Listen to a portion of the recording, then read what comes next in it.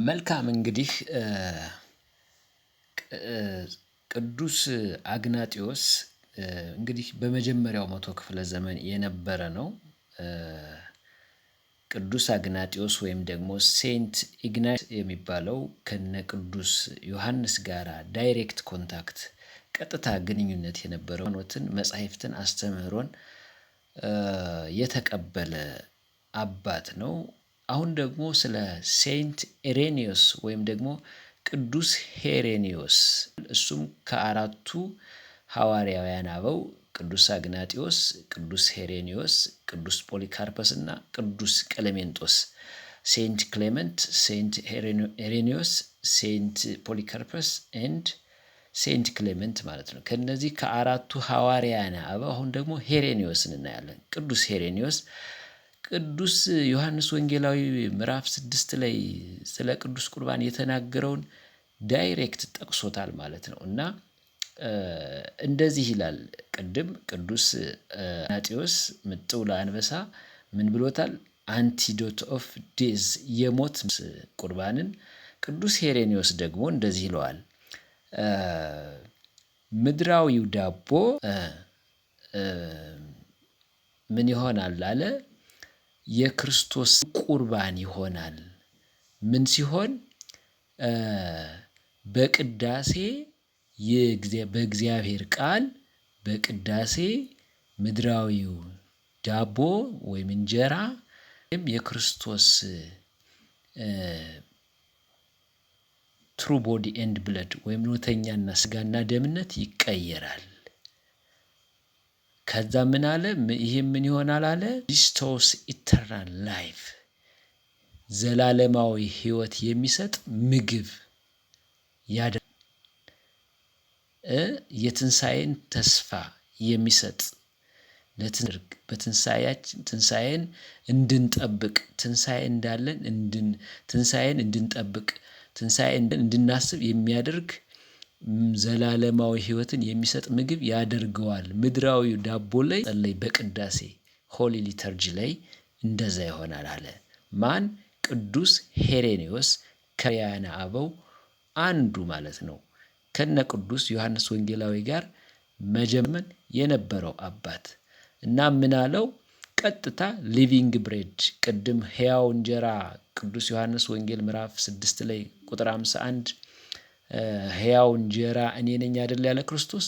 እሱን ራሱን ቅዱስ ሄሬኒዮስ ተጠቅሞታል። ሊቪንግ ብሬድ ተጠቅሟል ማለት ነው እና ሆሊ ዩካሪስት ወይም ቅዱስ ቁርባን ዩናይትስ ፒፕል ዊዝ ጋድ ከእግዚአብሔር ጋር ዩናይት ያደርጋቸዋል፣ አንድ ያደርጋቸዋል። ዴር ቦዲስ ኢንኮራፕቲብል ሕያው ያደርጋቸዋል። በስባሽ ጠፊ የነበረውን የማይጠፉ የማይበሰብሱ በስብሰው የማይቀሩ ያደርጋቸዋል ይላል ማለት ነው እና ጊቪንግ ዜም ኤ ሼር ኢን ዲቫይን ላይፍ በመለኮታዊ ሕይወት ተሳታፊ እንዲሆኑ ያደርጋቸዋል ይላል ማለት ነው። ማን? ቅዱስ ሄሬኒዮስ እና እኛ ኦርቶዶክሳውያን አባቶቻችን በሐዋርያዊ ቅብብሎሽ ባገኙት ሐዋርያዊ ክህነት በሚያደርጉት ጸሎት ወይኑን ህብስቱን ስጋ መለኮት አድርገው በዕለተ ዓርብ በመስቀል የተሰጠው መለኮትየው ወይም መለኮት የተዋሃደው ነፍስ የተለየችው ስጋ መለኮት ደመ መለኮትን በቁርባን ለውጠው ይሰጡናል። በዚያም ከክርስቶስ ጋራ አንድ እንሆናለን ማለት ነው። የላከኝ አብ ሕያው እንደሆነ የሚበላኝ እኔ የተነሳ ሕያው ይሆናል፣ ቢሞትም አስነሳዋለሁ። ተመልከቱ ዮሐንስ ወንጌል ምዕራፍ 6 ቁጥር 58 እንደዚህ ይላል። ይህ ነው አባቶቻችሁ መና በልተው እንደሞቱ አይደለም፣ ይህን እንጀራ የሚበላ ለዘላለም ይኖራል ይላል ማለት ነው ይላል ማለት ነው። እንደዚህ ይላል። የሚገርም ነው።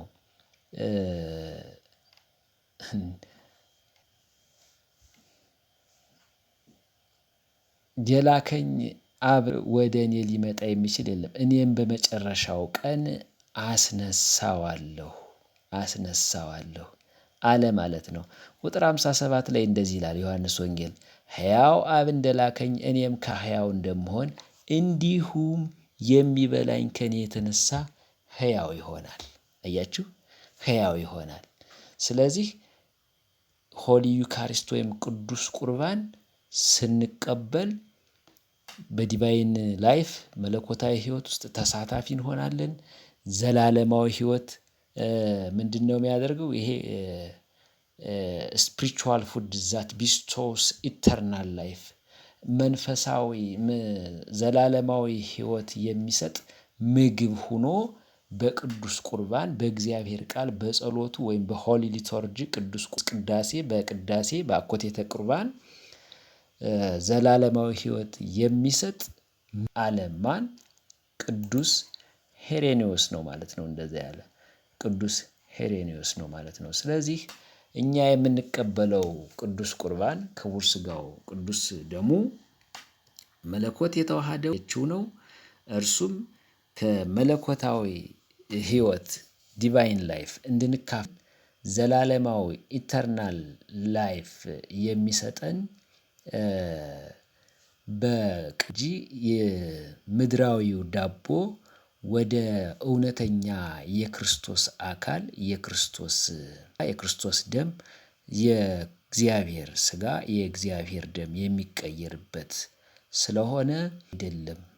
ቅዱስ ጳውሎስ በቆሮንቶስ አንደኛ ቆሮንቶስ መልእክቱ ምዕራፍ 11 ቅድም እንደነገርኋችሁ ራሱን ሳይመርምር የሚቀበለው የጌታን ሥጋና ደም ስለማይለይ ፍርድን ይበላል ይጠጣልምና ብሏልና ቀላል ምግብ እንዳይደለ በሐዋርያዊ ክህነት ጥምቀት ከእግዚአብሔር ያልተወለደ ከውሃና ከመንፈስ ንስሐ ያልገባ ኃጢአት ከሠራ ያልተዘጋጀ የክርስቶስ ሥጋና ደም አማናዊ ነፍስ የተለየችው መለኮት የተዋሃደችው መሆኑን ሳይረዳ እንደ ተራ ምድራዊ ዳቦና ዋይን አቃሎ የተቀበለ ፍዳና ፍርድ ይቀበላል።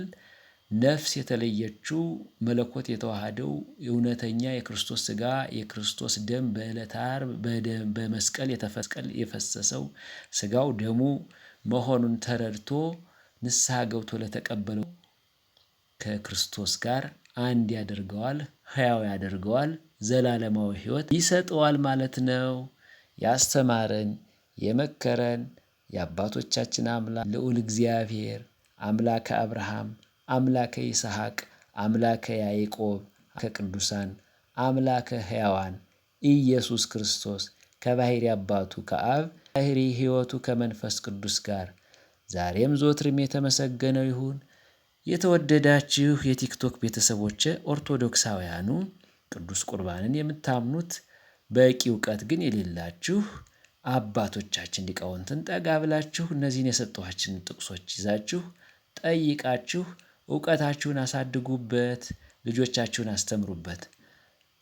የተወደዳችሁ ፕሮቴስታንት ምዕመናን እውነትን የምትፈልጉ ነገር ግን ራሳቸውም ወደ መንግሥተ ሰማያት የማይገቡ ሰማያትንም ደጅ በሰው ላይ የሚዘጉ ሐሰተኞች ነቢያት የፕሮቴስታንት ፓስተሮች ግን እውነተኛውን መንገድ ሊዘጉባችሁ እያጨለሙባችሁ እያጭበረበሯችሁ ያላችሁ የዋህ የፕሮቴስታንት ምዕመናን ግን ፕሊስ ስለ ክርስቶስ በክርስቶስ እለምናችኋለሁ እውነተኛውን አስተምህሮ መርምራችሁ እንድትደርሱበት ወደ ትክክለኛው የወንጌል የሐዋርያት አስተምህሮ ወደ ክርስቶስ አስተምህሮ እንድትመጡ በክርስቶስ እለምናችኋለሁ።